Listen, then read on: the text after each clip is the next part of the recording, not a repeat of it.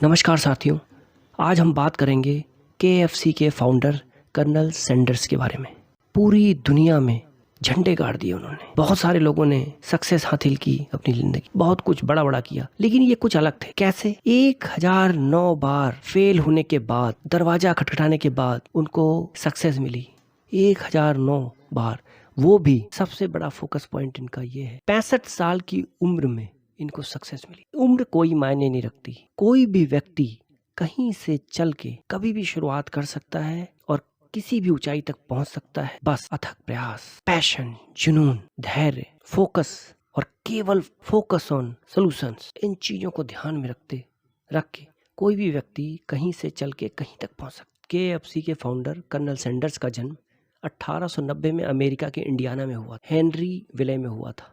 6 वर्ष की आयु में, केवल 6 वर्ष की आयु में उनके पिता एक्सपायर हो गए थे और घर के हालात अच्छे नहीं थे। उनकी माँ एक फैक्ट्री में काम करने लगी और सैंडर्स अपने छोटे भाई बहनों की देखभाल करते थे घर पे रह के दोस्त। और केवल महज 7 वर्ष की उम्र में उन्होंने अच्छा खाना पकाना सीख लिया दोस्त। केवल 7 वर्ष की आयु। 12 वर्ष की आयु में उनकी माँ ने दूसरी शादी कर ली और उनके सौतेले पिता सैंडर्स और उनके भाइयों को, उनके भाई बहनों को पसंद नहीं करते थे और उनके साथ अच्छा व्यवहार नहीं करते थे। और इसके चलते वह अपनी आंटी के पास में चले गए, एक फार्म में काम करने लगे। उस वक्त सैंडर्स केवल 7वीं क्लास में, छोटी सी उम्र में, और उन्होंने केवल 7वीं क्लास में ही अपनी पढ़ाई छोड़ दी। और इसके बाद उन्होंने कई सारे छोटे मोटे काम, सेना में वे भर्ती भी हुए लेकिन वहां से निकाल दिए गए। कुछ वक्त उन्होंने रेलवे में भी काम किया और 19 साल की उम्र में उनकी शादी हुई। रेलवे में काम करते हुए उनका कुछ विवाद था, किसी के साथ में हुआ, जिसके चलते उनको नौकरी छोड़नी पड़ी दोस्तों। इसके बाद उनकी पत्नी भी उनके बच्चों को लेके उनसे अलग हो गई। अब वे अकेले रह गए। उसके बाद उन्होंने कई छोटे मोटे काम किए, जैसे इंश्योरेंस बेचना हुआ, जैसे क्रेडिट कार्ड बेचना हुआ, जैसे टायर बेचना हुआ,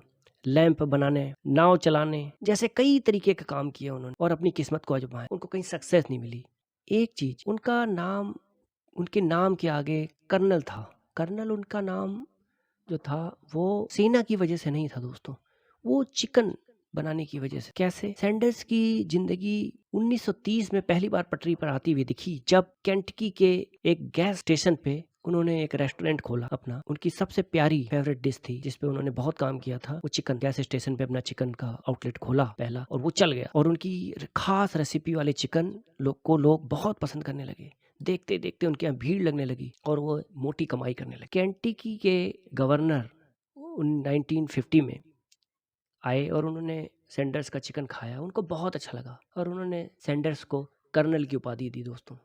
तभी से उनको कर्नल सैंडर्स के नाम से जाना जाने लगा। लेकिन कहते हैं कि ऊपर वाला बार बार परीक्षा लेता है। जहाँ सैंडर्स का रेस्टोरेंट था वहाँ एक हाईवे निकलना था और हाईवे निकलने के कारण उनका वो रेस्टोरेंट भी टूट गया और उनके संघर्षों का दौर फिर से शुरू हुआ दोस्त। अब उन्होंने डिसाइड किया कि मैं अपनी रेसिपी है जो चिकन की रेसिपी को वो लोगों के साथ शेयर करेंगे और उसको बेचने की, दुकानों में बेचने की डील करेंगे। और उन्होंने इस प्रकार कई लोगों से बात की।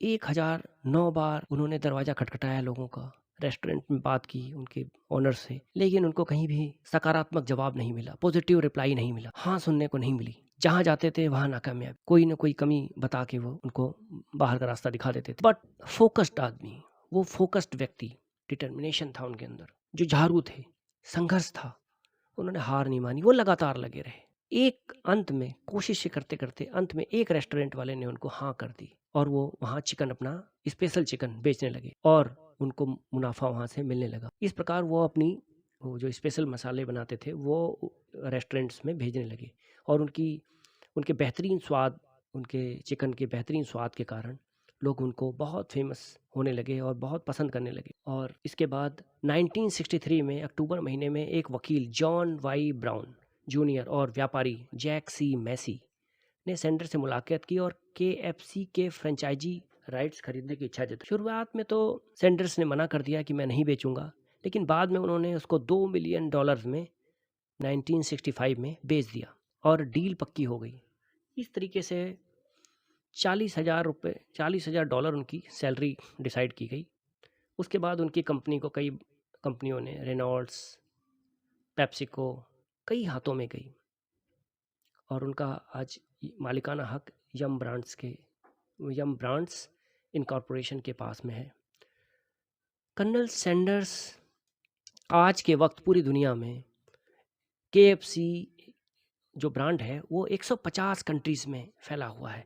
22,000 दोस्तों, 22,000 आउटलेट्स हैं इसके और अरबों रुपए का टर्नओवर है इनका सालाना।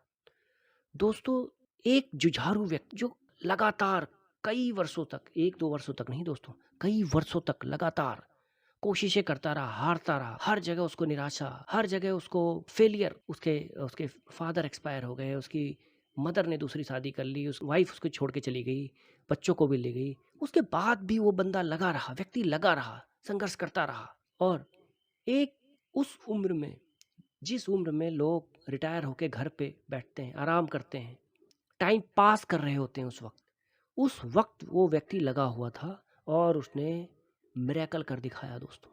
केवल अपने पैशन से, अपने डिटर्मिनेशन से, अपने फोकस से, अपने कभी ना हार मानने वाली जिद के कारण वो लगा था, लगा रहा और उसने वो कर दिखाया जो उस उम्र के व्यक्ति सोच भी नहीं पाते। तो दोस्तों, मैं इस मोटिवेशन की श्रृंखला में ये टॉपिक मैंने चूज़ किया इसलिए कि मुझे ये लगता है कि हमें सबको अभी से ही मेंटली प्रिपेयर होना चाहिए कि उम्र कोई मायने नहीं रखती, लगातार हमें लगे रहना चाहिए। सक्सेस कभी भी मिल सकती है। वो दरवाजे नेचर, प्रकृति, गॉड जो भी आप मानते हैं, वो कभी भी दरवाजे आपके लिए खोल सकती है। तो दोस्तों, be ready to do something different, big, miraculous. कुछ बड़ा करिए ज़िंदगी में, सोचिए और उस पर काम। धन्यवाद बहुत बहुत। अगर आपको मेरा ये वीडियो अच्छा लगा हो तो please like, subscribe and share. Thank you very much.